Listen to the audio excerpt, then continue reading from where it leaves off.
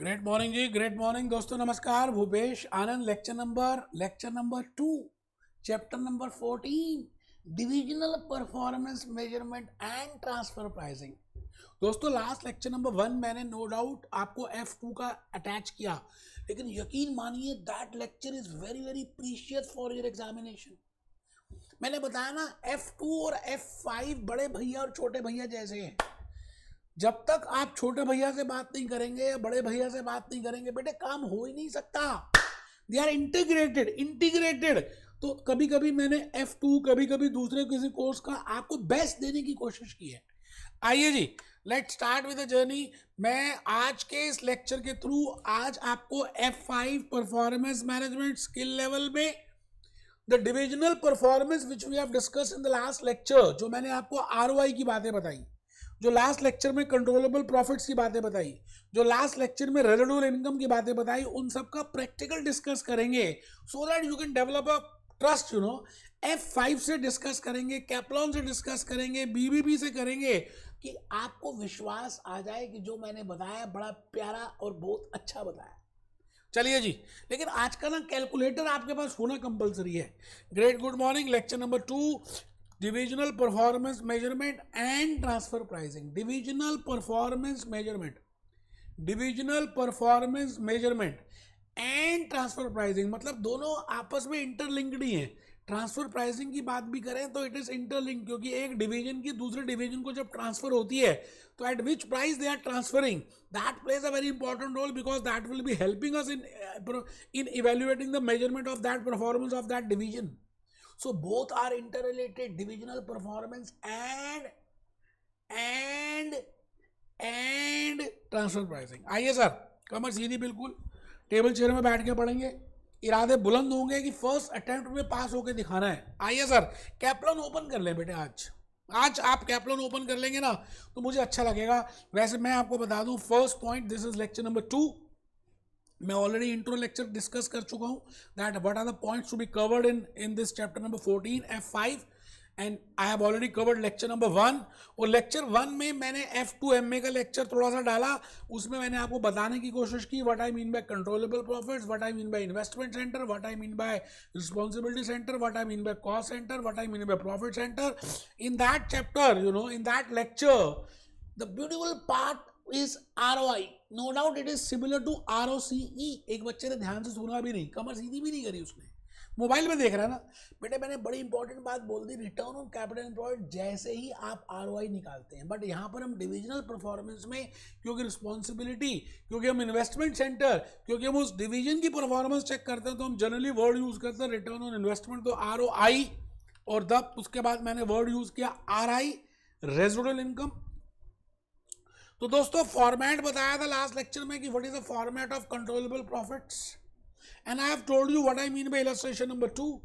I have already discussed illustration 2, F2 MA कैप्लॉन। बेटे आप ये मत समझिए वो F2 का है, कई बार तो सेम इलस्ट्रेशंस मैंने आपको कुछ चैप्टर बताई सेम आई है बेटे, लेकिन बेस बनाने के लिए बेबी को बेस पसंद है तो आपको थोड़ा सा करना पड़ेगा. आइए सर, बिल्कुल हम स्टार्ट कर रहे हैं. मैं इस समय आपके सामने आज खड़ा हूँ और F5 कैप्लॉन की बातें करूंगा, डिविजनल परफॉर्मेंस की बातें करूंगा. देखिए आज का एजेंडा में मुझे क्या क्या करना है, 2-3 बातें डिस्कस करनी है. F5 डिविजनल परफॉर्मेंस में we have tool number 1, this is tool number 1 and this is tool number 2. जैसे कारपेंटर के पास अलग अलग टूल्स होते हैं, जैसे मेरे पास इलेक्ट्रॉनिक पेन है, ये टूल है ना, जैसे वॉच एक टूल है. Similarly as a ACCA, as a global accountant, you have two tools to evaluate the divisional performance. Google India की परफॉर्मेंस को चेक करने के लिए आपके पास 2 रास्ते हैं, 2 टूल्स हैं. पहले का नाम है ROI which we have already seen, और दूसरे का नाम है residual income which we have already seen. आज के इस लेक्चर के थ्रू मैं एक तो test yourself understanding question number 1 कराऊंगा, फिर मैं एक एडिशनल एग्जाम्पल करने वाला हूं, फिर test yourself question number 2 करेंगे, और उसके बाद हम डिस्कस करेंगे what are the positives and negatives of return on income. आज ही मैं test yourself understanding question number 3, test your understanding question number 4 and positives and negatives of ROI discuss करेंगे बेटे। मैंने जैसे लेक्चर 1 में दोनों आरओआई और आरआई एक साथ बताया ना, क्योंकि तभी आप डिफरेंशिएट कैलकुलेट कर पाओगे, then only you can evaluate what are the positives what are the negatives. इसीलिए आज मुझे दोनों के क्वेश्चंस भी एक ही लेक्चर में कराने हैं, तो आपका साथ चाहिए। साथ मतलब आपको कैप्लॉन ओपन करनी है, पहली बात करिए जी, जल्दी से कैप्लॉन ओपन कर दीजिए।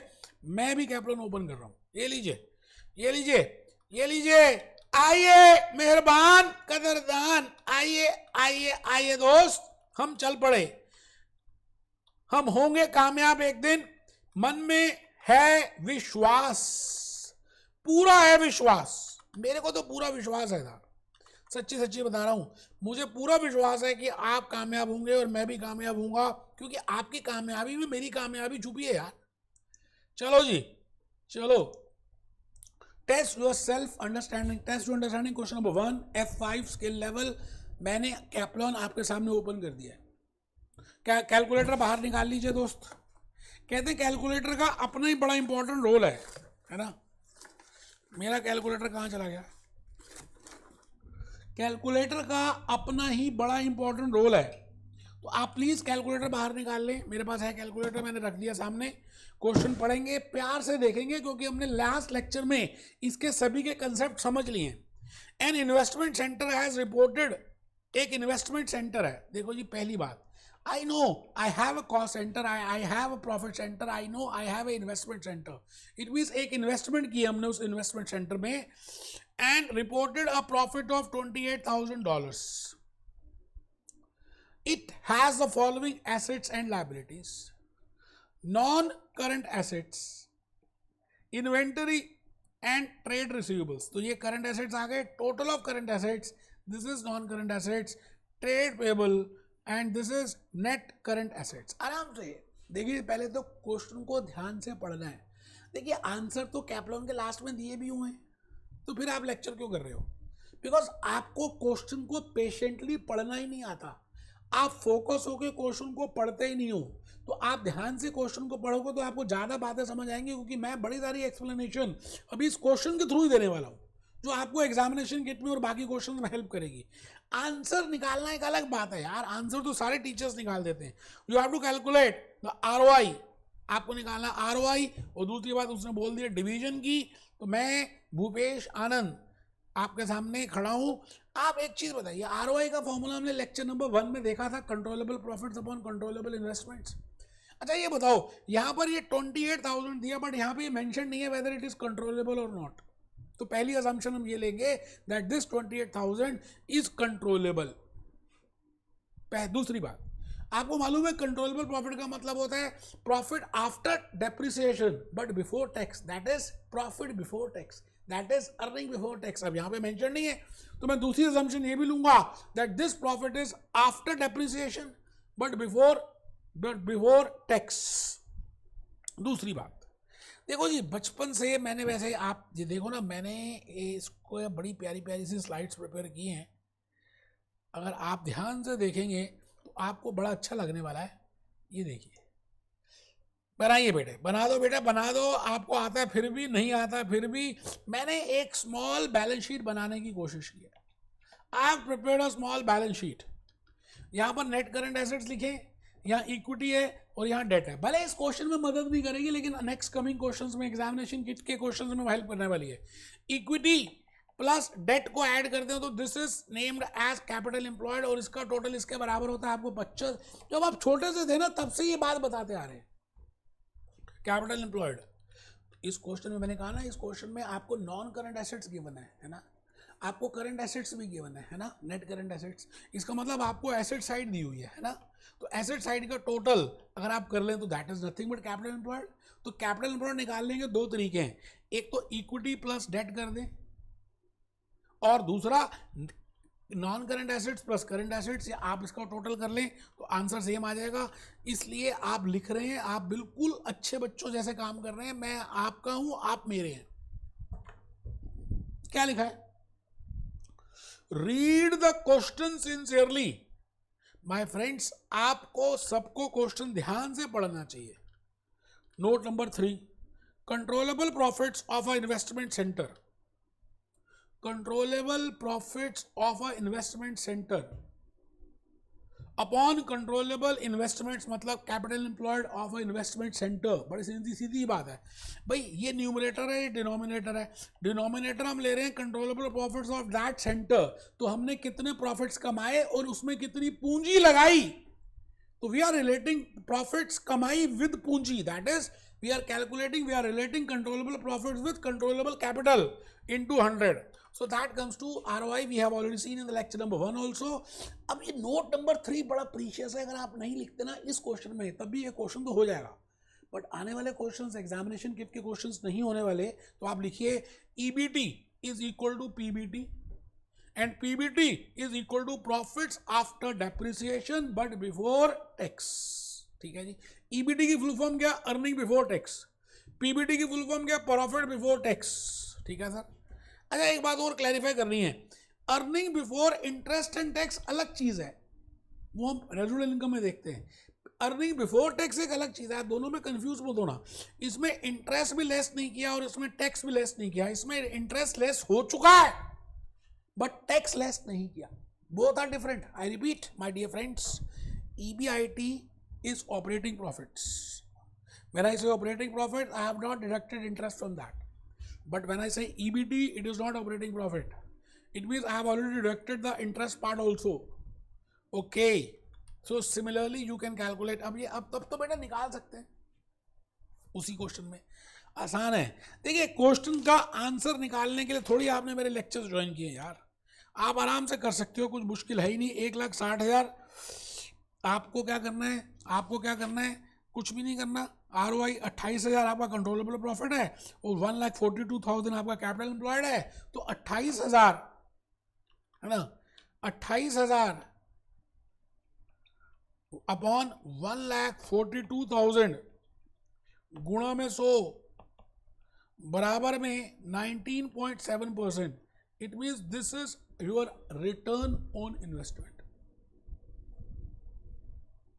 ये आपकी रिटर्न ऑन इन्वेस्टमेंट है, मतलब on every $100 of investment you are getting a return of $19.7. Higher the return on investment better it is, ये बात आपको पता है। ठीक है सर, बहुत बढ़िया। मैं भूपेश आनंद एडिशनल एग्जाम्पल की तरफ बढ़ रहा हूँ और बड़ा इजी सा एग्जाम्पल है एडिशनल, आप आराम से पढ़ेंगे तो आपको लॉजिकली समझ भी आएगा, लेकिन मैं आपको पहले कैप्लॉन से दिखाऊंगा, पढ़ूंगा, क्योंकि मैं चाहता हूं कि आपको पढ़ना आ जाए पेशेंटली। आप पेशेंटली पढ़ते नहीं है, घबरा जाते हैं।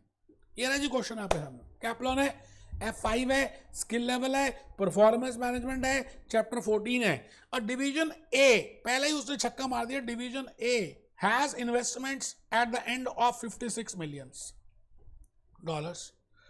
This includes the cost of an equipment item costing $3 million. It was acquired 2 weeks before. वो कहता है कि टोटल इन्वेस्टमेंट 56 मिलियन की है, लेकिन उस 56 मिलियन में 3 मिलियन ऐसी इन्वेस्टमेंट है जो अभी अभी हमने 15 दिन पहले खरीदी है। Okay, this equipment was paid by the central treasury department of this and is recorded in the account as per inter company loan. It means पहली बात, ये इस इन्वेस्टमेंट सेंटर के से रेगुलेट नहीं है। This investment is not a controllable investment, this investment is by head office and even the payment is done by head office, and even no doubt they must have purchased for us. Okay, but the point is, हम जो investments लेते हैं, जो capital employed लेते हैं, वो average लेते हैं कि पूरे 12 महीने में कितनी एवरेज इन्वेस्टमेंट है। ठीक है sir. The profit of the year was 7 million before deducting head office charges. It is but natural, you know, when I say controllable profits, उसके बड़े सारे नाम हैं। या तो डायरेक्टली अगर एग्जामिनर खुश होगा तो आप वो कहेगा दीज आर कंट्रोलेबल प्रॉफिट्स, और वो क्या कहेगा, this profits are those profits in which we have not deducted head office charges. मतलब हेड ऑफिस का चार्जेस हमने लेस ही नहीं करे, इसका मतलब ऑटोमेटिकली कंट्रोलेबल प्रॉफिट्स है। तो कुछ भी कह सकता है, इसीलिए लेक्चर 1 में मैंने इसको डिटेल में एक्सप्लेन किया था। What is the most important, this it means you have to calculate ROI। बेटा, रिटर्न ऑन इन्वेस्टमेंट का मतलब क्या है, controllable profits upon controllable investments. अब आप लॉजिकली बताइए, आप इन्वेस्टमेंट कितनी लेंगे, 56 मिलियंस लेंगे या 53 मिलियंस लेंगे? बेटे, हम हमेशा एवरेज लेते हैं, हम हमेशा ऑन एन एवरेज लेते हैं। आप ये बताइए 15 दिन पहले ही तो वो परचेज किया है, उसके ऊपर तो रिटर्न अभी आया भी नहीं होगा, तो इसलिए हम ऊपर लेंगे कंट्रोलेबल प्रॉफिट्स, और कंट्रोलेबल प्रॉफिट्स यहाँ पे कितने हैं, कंट्रोलेबल प्रॉफिट्स कितने हैं 7 मिलियन। ये तो बेटा क्वेश्चन में गिवन ही है 7 मिलियन, क्योंकि इसमें ऑटोमेटिकली वैसे भी हेड ऑफिस के एक्सपेंसेस लेस नहीं है, और upon controllable investments that is 56 million minus 3 that is 53 millions. ठीक है सर। अब देखिए इसमें पॉजिटिव्स और नेगेटिव्स हैं, मुझे ऐसा लगता है कि यार ये बड़ा ही गलत बात हो जाएगा जब मैं आपको ये भी स्पून फीडिंग कराऊंगा कि what are the positives of ROI and what are the negatives of ROI. We have already discuss in deep in lecture number 1। Today also I am doing test to understanding. तो आप ये एक बार advantages positives of ROI है ना, positives of ROI और negatives of ROI थोड़ा सा पढ़ लेना यार। क्या लगता है, पढ़ना चाहिए नहीं पढ़ना चाहिए, हैं पढ़ोगे नहीं पढ़ोगे, पढ़ लेना भाई साहब, आपका अपना फायदा है। मैं आ गया जी रेजिडुअल इनकम में। लेक्चर 1 में मैंने आपको डिटेल में डिस्कस किया था what I want to say you in regard to residual income. When I say residual income they have given the formula, but I have also explained it. You know, controllable profits, residual income is equal to controllable profits minus notional interest on the capital. अब कई बार क्या होता है कि मैंने आपको explain किया है कि अपॉर्चुनिटी इंटरेस्ट क्या होता है, नोशनल इंटरेस्ट क्या होता है उन कैपिटल, कि अगर यही पैसे हम बाजार में देते तो कुछ तो कमाते लाला जी। अब वो पैसे मैंने अपने बिजनेस में लगा दिए, तो मैं ये चेक करूंगा कि एक्चुअली में आखिरी में जो बचा खुचा कितना है ना। ठीक है सर, बहुत ही बढ़िया। क्वेश्चन करते हैं फिर समझ आ जाएगा, क्योंकि मैंने लेक्चर 1 में ऑलरेडी इसको एक्सप्लेन किया हुआ है। Investment center as a net assets of 8 lakh. वो कहते हैं जी इन्वेस्टमेंट सेंटर के नेट एसेट्स $8 लाख के हैं। बहुत बढ़िया। And a profit before interest and tax EBIT, this is EBIT of 1,60,000। Okay, 1,60,000। इसका मतलब इसमें से अभी ना तो हमने इंटरेस्ट लेस किया ना अभी टैक्स लेस किया। ठीक है, बहुत ही बढ़िया। और नोशनल प्रॉफिट है 12% की कॉस्ट है। आराम से देखिएगा जी दोस्तों, मुझे पता है आप ये कर सकते हो, है ना, घबराना थोड़ी है, क्वेश्चन पढ़ना है, आप इजीली कर सकते हो इसको। बिल्कुल मैंने भी किया है, आपके लिए किया है, आपके लिए मैंने बड़े अच्छी अच्छी स्लाइड्स प्रिपेयर किए हैं, जिससे कि आप एटलीस्ट कुछ तो लिखोगे। जब मैं लिखूंगा तो ये लिखिए, डिवीजन ए। देखिए मैंने तो एडिशनल, अच्छा देखिए ये तो मैंने ये देखिए net assets of 8 lakh. I think मैंने ये test yourself understanding question number 2 नहीं कराया ना, मिस हो गया। अभी कराता हूँ, अभी कराता हूँ, मैंने तो बनाया हुआ उसका। तो ठीक है, मैं सीधा इस पे आ गया। नेट एसेट्स $8 लाख के, EBIT 1,60,000 है, नोशनल कॉस्ट 12% है ऑन द पूंजी। तो 12% अगर आप 8 लाख का निकाल दें तो कितना आएगा, निकाल लीजिए। 8 लाख का 12% $96,000 है। कैलकुलेटर आपके पास है, मैंने कैलकुलेट कर दिए। कैप्लॉन ने इतने डीप में बढ़िया तरह से नहीं बताया। आंसर निकालना अलग बात है, आंसर को समझना, क्वेश्चन को समझना, what are the ways we can do, that is a separate thing. Bhupesh Anand यही कराता यार। Residual income 64,000। I think you are getting my point. बेटे मैंने ना test you understanding question number 2 भी आपके लिए रखा हुआ है, 2 सॉरी। तो आइए पहले 2 को देख लेते हैं, जिससे कि बेटा मैंने बड़ी मेहनत की बेटे। आओ जी, आओ जी, आओ जी, दिल से दिल लगा जी, क्वेश्चन को ध्यान से पढ़ो जी, कैलकुलेटर बाहर निकालो जी, कैप्लॉन की हार्ड कॉपी ले लो जी। A company has 2 divisions, 2 division है, एक है डिवीजन ए और एक है डिवीजन बी। ठीक है जी, डिवीजन ए का प्रॉफिट इतना है, डिवीजन ए की कैपिटल एम्प्लॉयड इतनी है। अब प्रॉफिट में आपको ये गिवन ही नहीं है वेदर इट इज कंट्रोलेबल और uncontrollable, whether it is before depreciation or after depreciation, whether it is before tax or after tax, whether it is before interest or after interest. तो I think आप समझ रहे हैं। मैं पहली बात assumption लूंगा, it is controllable, it is after depreciation but before interest, before tax. Division A has offered a project costing $1 lakh and giving a return of $20,000. वो कहता है कि डिवीजन ए चल रही थी हमारी, पुराने ज़माने से चलती आ रही है, उसमें पुराने ज़माने से जो प्रॉफिट्स हो रहे हैं वो ये हैं, ये 90,000 का प्रॉफिट हो रहा है और पूंजी हमने इजी लगाई है। लेकिन अब हमने डिवीजन ए में एक नई इन्वेस्टमेंट की है और वो नई इन्वेस्टमेंट है $1 लाख की और उसमें रिटर्न है $20,000 का। ठीक है sir. Division B has offered a project of $1 lakh and giving a return of $12,000। इसका मतलब डिवीजन बी में भी यही है, मैं कलर चेंज कर देता हूँ, डिवीजन बी में भी यही है, डिवीजन बी में भी $1,00,000 की और इन्वेस्टमेंट है और 12,000 का, ठीक है जी। The company's cost of capital is 15%। It means company कहीं से भी पैसे लेती है अगर $100 देन हैज टू पे $15 एज इट कॉस्ट। वो कहते हैं डिविजनल परफॉर्मेंस इज जज as ROI and the ROI related bonus is sufficient high to influence the managers behaviour. मतलब ROI वो कहते हैं अच्छा है, उससे मैनेजर्स के बिहेवियर भी इफेक्ट हो जाते हैं। अब आपको रिक्वायर्ड वो कहेगा कि हम वही पॉलिसी अडॉप्ट कर रहे हैं जिससे मैनेजर्स के बिहेवियर इफेक्ट हो जाते हैं। इसका मतलब indirectly he is asking that you have to calculate ROI। अब द पॉइंट इज ROI अगर आप डिवीजन ए की भी निकालेंगे, डिवीजन बी की भी निकालेंगे तो 4 तरह की ROI निकलेगी। एक वो ROI होगी एग्जिस्टिंग एट करंट T0 पे। T0 पे हमने इन्वेस्टमेंट नहीं की, T0 पे एग्जिस्टिंग इन्वेस्टमेंट्स है और एग्जिस्टिंग प्रॉफिट्स है। तो मेरा फॉर्मूला क्या रहेगा, existing controllable profits upon existing capital employed. अच्छा, T0 पे ये रहेगा। T1 पे क्या मैं इन्वेस्टमेंट कर रहा हूँ, तो existing notional existing profit, existing controllable profit plus addition in the controllable profits upon existing capital employed plus addition in the capital employed. Easy है, मुश्किल नहीं है साहब। मैंने इसका बड़ी प्यारी सी स्लाइड्स प्रिपेयर की हैं, आप इंपॉर्टेंट है बेटा, नोट कर लो। Test yourself question number 2। देखिए आंसर तो दिया हुआ है कैप्लॉन में, करना कैसे वो देखिए। डिवीजन ए ओल्ड T0, मैं कहता हूं this is let it be T0 and this is be T1। Now you have to firstly calculate ROI at T0 and then you have to calculate ROI at T1.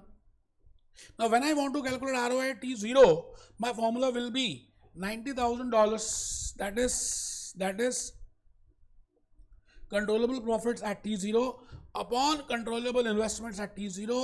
But if I increase the investment from 3 lakhs to 4 lakhs, क्योंकि 1 लाख की investment है तो मैंने यहाँ पे 3 लाख से 4 लाख कर दिया और उसके ऊपर 20,000 का रिटर्न है, तो पहले 90,000 हो रहा था, अब 20,000 और ज़्यादा हो जाएगा, तो टोटल कितना हो गया जी, $1,10,000।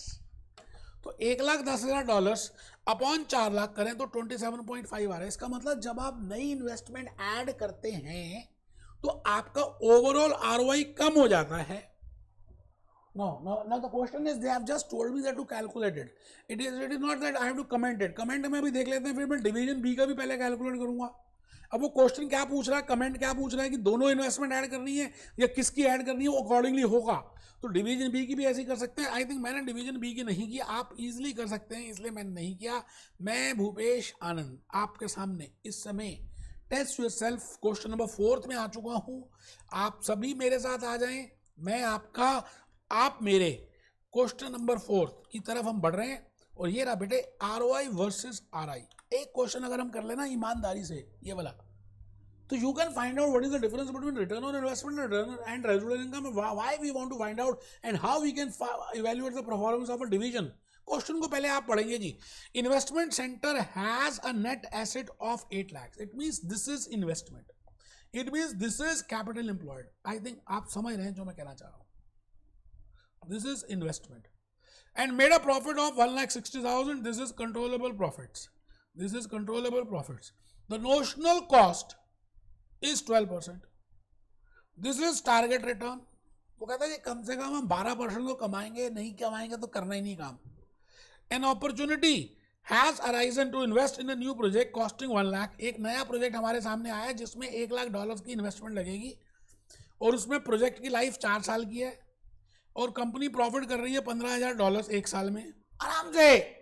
मैंने कहा ना ROI RI आपको डिविजनल परफॉर्मेंस की बातें करेंगी। आराम से क्वेश्चन को पढ़े, डाइजेस्ट कीजिए, एब्जॉर्ब कीजिए, पढ़िए, वर्किंग नोट बनाइए और फिर उसके बाद धीरे धीरे हम आगे चलेंगे। प्यार धीरे धीरे, प्यार को बढ़ाना है, हद से गुजर जाना है। What would be the ROI and with and without investment. मतलब अगर इन्वेस्टमेंट नहीं करें, मतलब एग्जिस्टिंग पूछ रहा है और न्यू पूछ रहा है, ठीक है जी।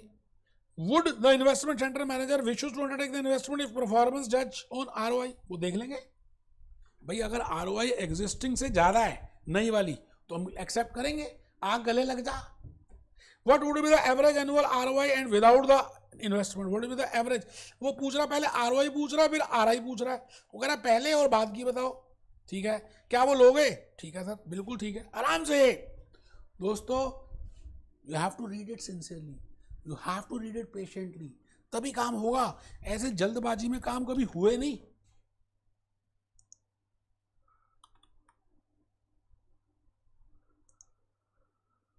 वीर तुम बड़े चलो, वीर तुम बड़े चलो। देखो दोस्त, मैंने इसको बड़ा इजी समझा, इसलिए मैंने इसकी स्लाइड ही प्रिपेयर नहीं की, तो मैं सीधा कैप्लॉन के आंसर्स में ही जा रहा हूँ। अब वहीं से देख लें और फिर हम इस लेक्चर नंबर 2 को वहीं पे कंक्लूड करेंगे। लेकिन आप अगर ध्यान से देखेंगे तो फिर आपको ज़्यादा समझ आएगा। Test yourself question number 4, test your understanding question number 4।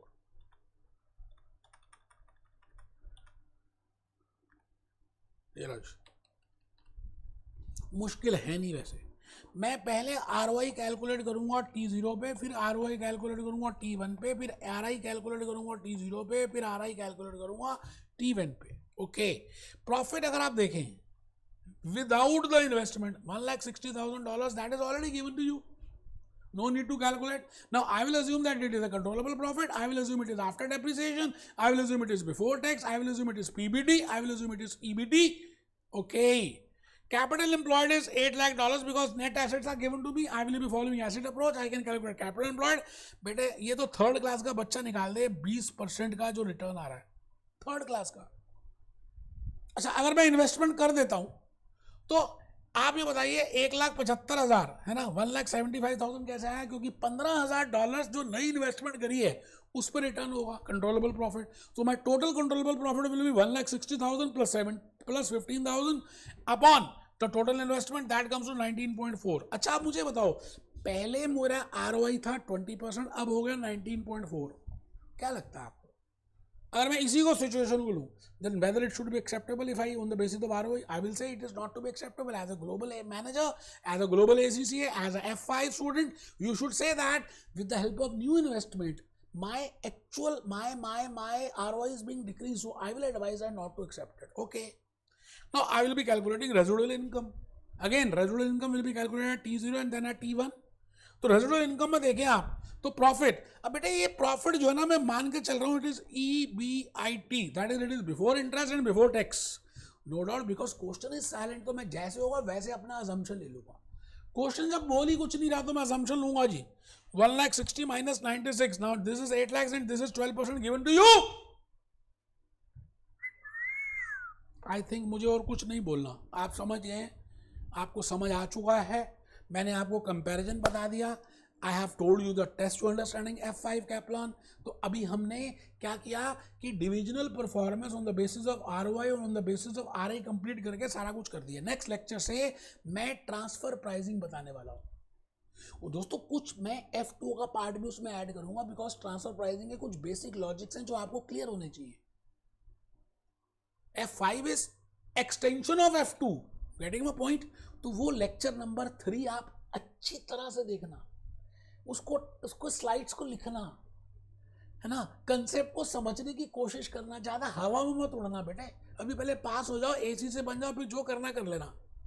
तो मेरी बेस्ट विशेष हैं आप सभी को। हम लेक्चर नंबर 3 में मिल रहे हैं, ट्रांसफर प्राइसिंग में आप अच्छी तरह से नोट कर रहे हैं। फिर मैं लेक्चर 4 में मिलूंगा, सारे क्वेश्चन कराऊंगा आपको F5 के। टेंशन लेने का नहीं, टेंशन देने का। मिलते हैं। Be happy, B jolly, B cheerful.